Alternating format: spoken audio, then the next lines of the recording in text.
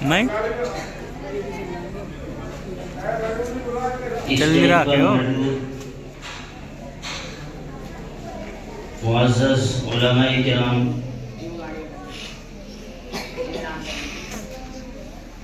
اور یہاں لونی کے مختلف مدارس اور مکاتب سے قرآن کریم کی پاکیزہ نسبت پر یہاں تشریف لائے ہوئے میرے قرآنی بھائیوں، یقیناً ہمارے لیے بڑی خوشی کا مقام ہے کہ اس مدرسے کے بانی و محتمم جناب قاری محمد فرمان صاحب دامت برکاتہم نے ہم سب کو یہاں ایک مذاکرے کے لیے جمع کیا ہے،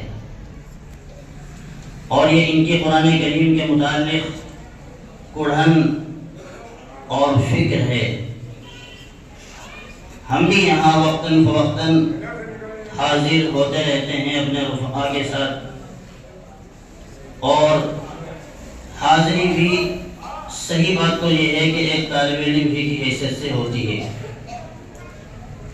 ہمیں بھی یہاں اگر بہت کچھ سیکھنے کو ملتا ہے، لیکن چونکہ ایک نظام ہے، اس کے تحت آپس میں کچھ کام تقسیم کیے گئے ہیں، تو میرے متعلق جو کام ہے میں چند باتیں آپ بھائیوں کے سامنے بطور مشورہ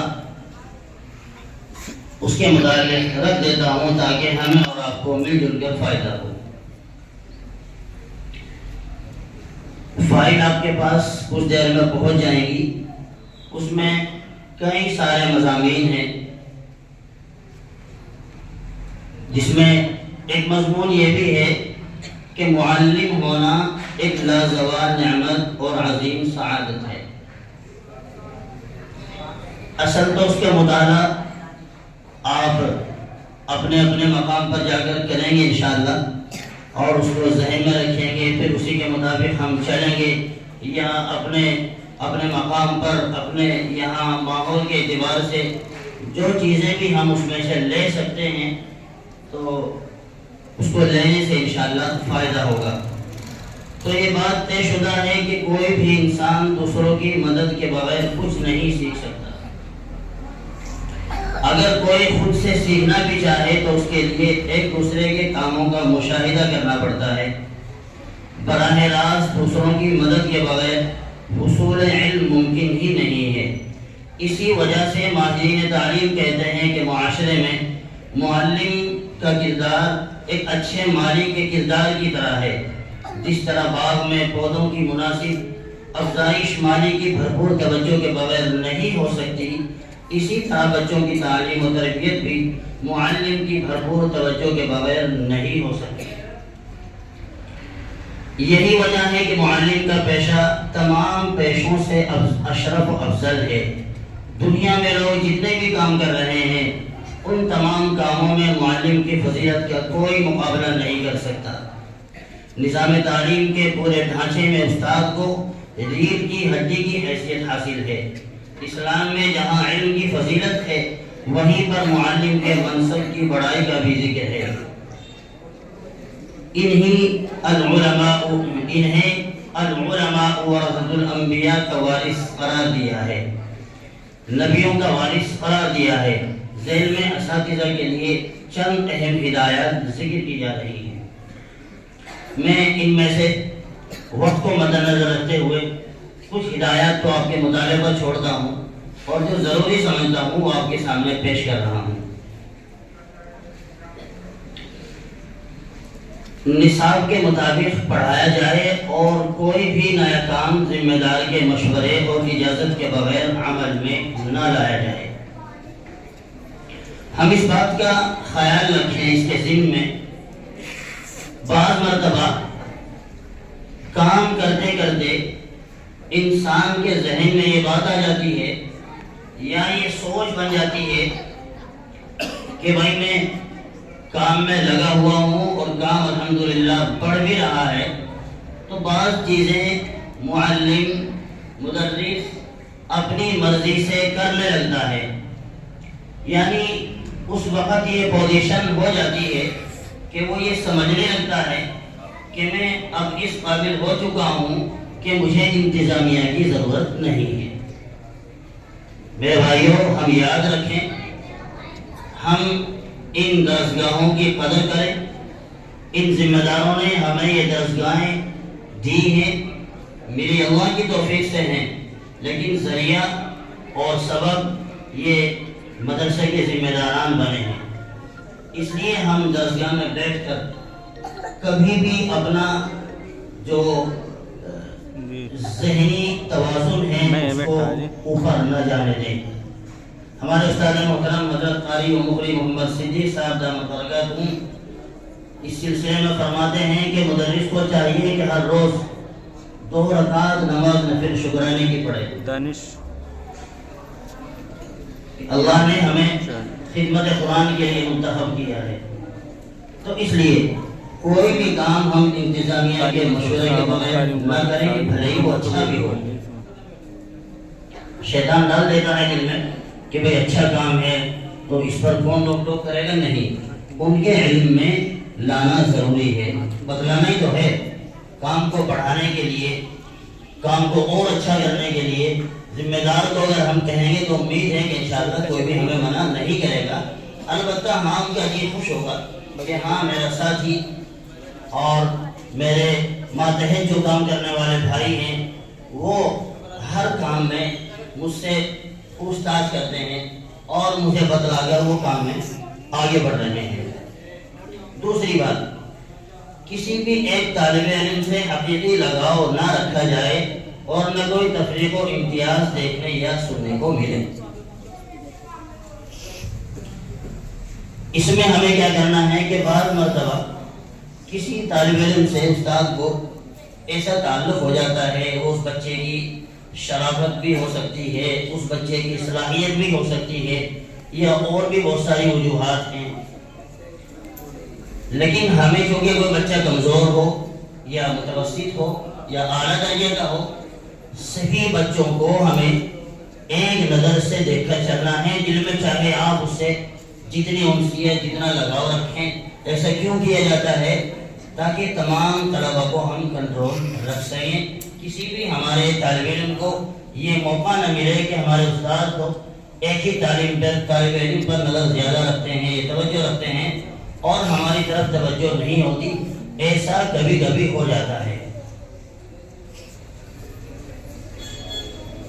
پھر آگے چلیں، اس میں 20 میں سے میں 3، 4، 5، 6 اور 7 نمبر آپ کے مطالعے پر چھوڑ دیتا ہوں۔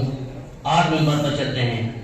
تعلیمی اوقات میں اپنے پاس کسی بھی مہمان یا غیر مہمان کو نہ بٹھایا جائے، الا یہ کہ ذمہ دار جس کو تعلیمی غرض سے بٹھائیں یا جس مہمان کو اجازت دیں۔ یہ مدرس خود سمجھ سکتا ہے کہ تعلیم کے وقت میں، چونکہ یہ وقت جیسے یہ بچے ہمارے پاس امانت ہیں، اسی طرح یہ وقت بھی امانت ہے، اللہ کا کلام یہ بھی امانت ہے، تو ان سب چیزوں کی رعایت کرتے ہوئے ہمیں کام کرنا ہے۔ جو کام جتنے وقت میں ہو سکتا ہو اس کو جلدی سے جلدی پورا کرنے کی کوشش کریں، بلا وجہ بچوں کے اوقات کو ہم ہرگز ضائع نہ کریں۔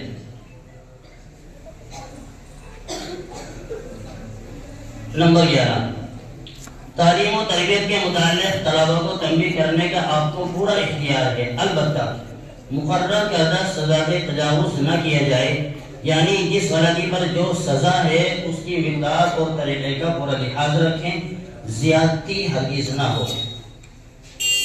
میرے بھائیوں، ہم سب جانتے ہیں کہ آج سے 20، 15 یا تقریباً 25 سال پہلے ایک اس طرح کا ماحول تھا کہ تعلیمی سلسلے میں جو استاد جتنی زیادہ تنبیہ کیا کرتے تھے وہ اتنا ہی بڑا استاد سمجھا جایا کرتا تھا۔ ابھی کچھ دیر پہلے اسی پر مذاکرہ چل رہا تھا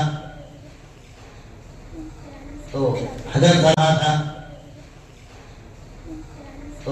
حضرت قاری فرمان صاحب فرما رہے تھے کہ ہمارے ایک استاد تھے اور بہت پٹائی کیا کرتے تھے، اور اس وقت جھیلنے کا ماحول بھی تھا۔ کیا تھا کہ گھر میں اگر بچے نے جا کے بتلایا تو گھر والے بچے کو واپس سمجھایا بھی کرتے تھے اور چھوڑ کے بھی آ کرتے تھے، اور مدرس کو کہا کرتے تھے کہ حافظ صاحب یا قاری صاحب یا مولانا صاحب بچے کی ہمیں صرف ہڈی چاہیے۔ تھا ہی نہیں بھائی ایسا، لیکن میرے بھائیوں اب ماحول بالکل بدل چکا ہے۔ ماحول کے اعتبار سے ہمیں اپنے آپ کو بدلنا ہے،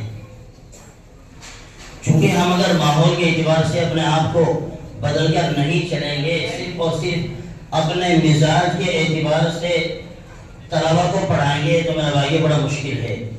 ایک آدمی اپنے آپ کو بدلنے یہ آسان ہے، 50 یا 40 یا 30 طلبا اگر میرے متعلق ہیں تو میں ان کو بدل لوں، یہ تو بہت بڑا کام ہے۔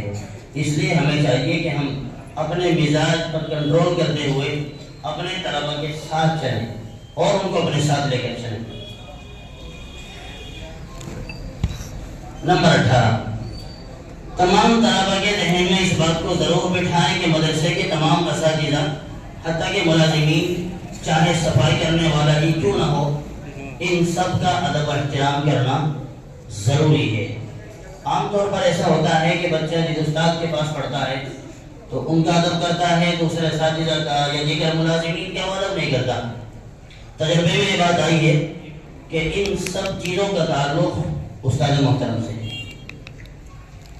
اگر ہم بچے کے دل میں یہ بات بٹھائیں، بچے کو یہ سمجھائیں کہ بھائی جیسا میں آپ کا استاد ہوں ایسے بغل والے بھی آپ کے استاد ہیں، تیسرے بھی آپ کے استاد ہیں، چوتھے بھی آپ کے استاد ہیں، مدرسے کے جو دیگر ملازمین ہیں وہ بھی آپ کے استادوں ہی کی مانند ہیں، تو اس کا بھی ہمیں خیال رکھنا چاہیے۔ تو بہت ساری چیزیں میں وقت کی وجہ سے اس میں آپ کے مطالعے پر چھوڑ رہا ہوں۔ آخر میں لکھا ہوا ہے خوشگوار تدریسی زندگی کے لیے 4 نصیحتیں۔ نمبر 1، جس مدرسے میں تدریس کریں تو جب تک آپ سے کسی معاملے میں رائے یا مشورہ طلب نہ کیے جائے اس وقت تک ہرگز کوئی رائے نہ دیں۔ ہاں، جب پوچھا جائے تو جو سمجھ میں آئے دیانت کا خیال رکھتے ہوئے ان کے سامنے عرض کر دیں۔ اس کا خیال رکھیں میرے بھائیوں۔ ہم میں سے بعض بھائیوں کا مزاج یہ ہوتا ہے کہ ہم ذمہ داروں کا قرب حاصل کرنے کے لیے بہت سارے مشورے ایسے دے دیا کرتے ہیں جن کا تعلق مجھ سے نہیں ہے، یا کسی بھی استاد کو ذمہ داروں کی نظر میں ہلکا کرنے کے لیے ذمہ داروں کے قریب رکھ کر بعض چیزیں ایسی بار بار کہی جاتی ہیں۔ جب بار بار کوئی بات کہی جاتی ہے تو ذہن میں آ جاتی ہے۔ تو اس لیے خلاصہ یہ ہے کہ جو کام میرا ہے، مجھے جس کام کے لیے انتظامیہ نے مدرسے میں رکھا ہے، مجھے اپنا وہ کام پورا کرنے کی کوشش میں لگا رہنا ہے۔ اس کے علاوہ دوسرا کوئی کام مجھے دیا گیا ہنگامی طور پر، ان میں بھی اپنا کام سمجھتے ہوئے امانت کے ساتھ لگنا ہے، تو انشاءاللہ فائدہ ہوگا۔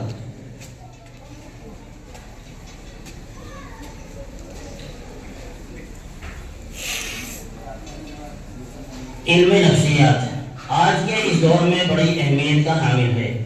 ہمارے اسلاف کے یہاں معمول تھا کہ طلبا تکمیل علوم کے بعد تزکیہ نفوس کے لیے خانقاہوں کا رخ کرتے تھے، اپنے نفس کی اصلاح کرنے کے ساتھ اصلاح معاشرہ، تعلیم و تعلم کی حکمت عملی سیکھتے تھے اور پھر علوم دینیہ کی نشر و اشاعت میں لگ جاتے تھے۔ لیکن اس عجلت پسندی کے دور میں اب تزکیہ نفس سے بے التفاتی بڑھتی جا رہی ہے۔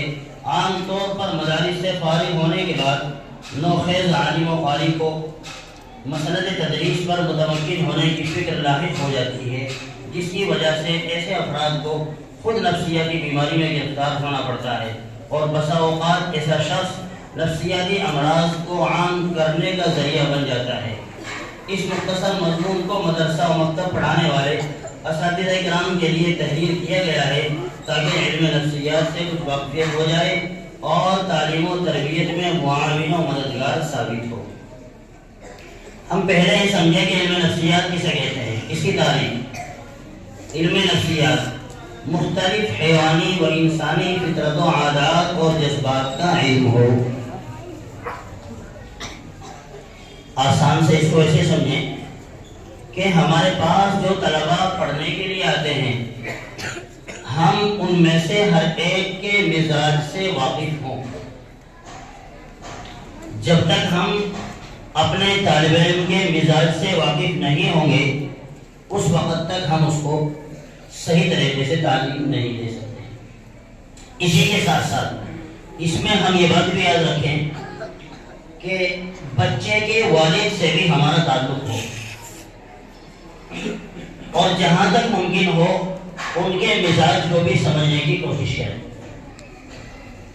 کیونکہ میرے بھائیوں ہم ایک اچھے ماحول میں ہیں، ہم ایسے ماحول میں ہوتے ہیں جہاں اچھا انسان بنایا جاتا ہے، اور ان سب چیزوں کو مد نظر رکھتے ہوئے والدین اپنے بچوں کو آپ کے پاس ان درسگاہوں میں بھیجتے ہیں کہ بھائی میرا بچہ مدرسے میں رہ کر اچھا انسان بنے گا۔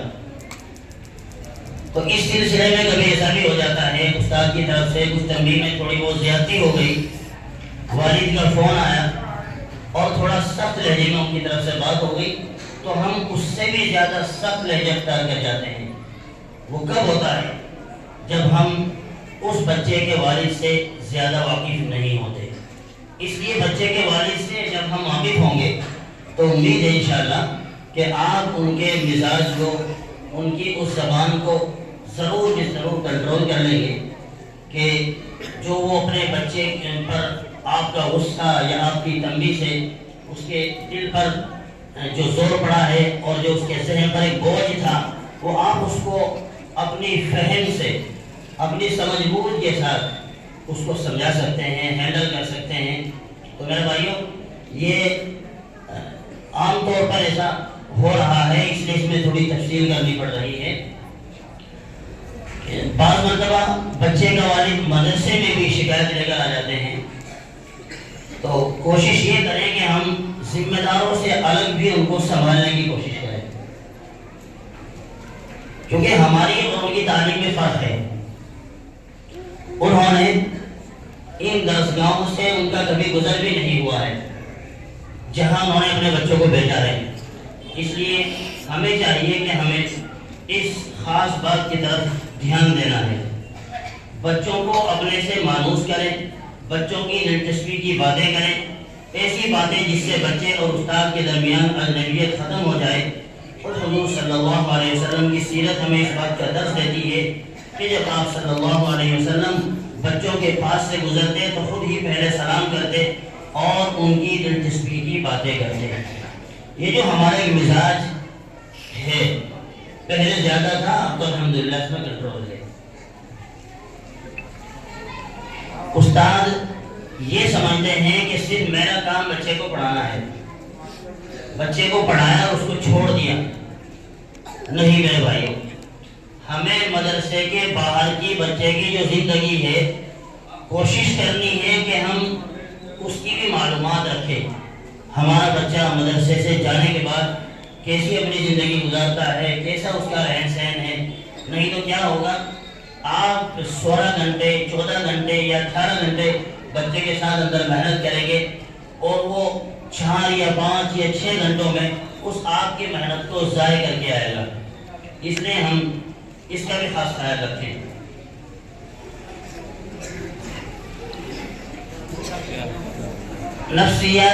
نفسیات سے واقفیت کے تعلیم و تربیت کے کیا فائدے ہیں؟ نمبر 1، طلبہ کی نفسیات کے مطالعے سے تعلیم و تربیت میں آسانی پیدا ہو جاتی ہے۔ نمبر 2، اسی کے مطالعے سے استاد طلبہ میں محبوب و مقبول بنتا ہے، جس کا فائدہ یہ ہوتا ہے کہ طلبہ اس کے حکم کو 100% بجا لاتے ہیں۔ نمبر 3، نفسیات سے واقف استاد بچوں میں مدرسہ آنے اور علم سیکھنے کی رغبت پیدا کر سکتا ہے۔ نمبر 4، علم نفسیات سے واقف استاد خوش سے خوش مضمون کو دلچسپ بنا کر طلبہ کے سامنے پیش کر سکتا ہے۔ نفسیات کا ماہر استاد بچوں کو نظم و نسق کا عادی بنا سکتا ہے اور ان میں تعلیمی صلاحیت پیدا کر سکتا ہے۔ علم نفسیات سے ناواقفیت کے نقصانات۔ نمبر 1، علم نفسیات سے ناواقف استاد طلباء میں تعلیم حاصل کرنے کی رغبت کو ختم کر دیتا ہے، جیسے سبق یاد نہ کرنے پر اتنی سختی کرے کہ بچے کا دل پڑھنے سے ہٹ جائے۔ اسی کے ساتھ ساتھ کبھی کبھی بچے کو ایسا عذر ہو جاتا ہے کہ جس کی وجہ سے غیر حاضری ہو جاتی ہے۔ تو بچہ اگر غیر حاضری کر کے آیا ہے تو ہمیں چاہیے کہ ہم اس کی پوری بات سنیں۔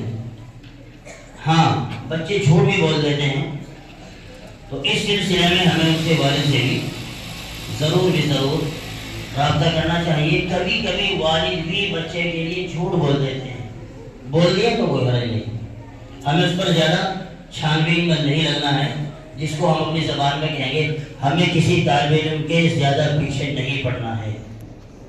کوئی غلطی بچے نے ایسی غلطی کہ نہیں اس کو سزا دینی ہی ہے۔ میرے بھائیوں، درگزر کا معاملہ کریں گے تو انشاءاللہ بچے کو شوق ہوگا، اس سے آپ کو لگاؤ ہوگا، اور جب ہمارا انتظامیہ کا اور ان طلبہ کا اور طلبہ کے والد کا ایک ربط مضبوط ہوگا اور وقتاً فوقتاً ملاقاتیں بھی ہوں گی اور وہ مدرسے میں آئیں گے، آپ بھی کبھی کبھی ان سے فون پر مدرسہ آنے کی درخواست کریں، تو یہ سب جو رابطے ہیں یہ ہماری تعلیم و ترقی کے ذریعے ہیں۔ دعا کریں کہ اللہ تعالیٰ ہم سب کو عمل کرنے کی توفیق عطا فرمائے۔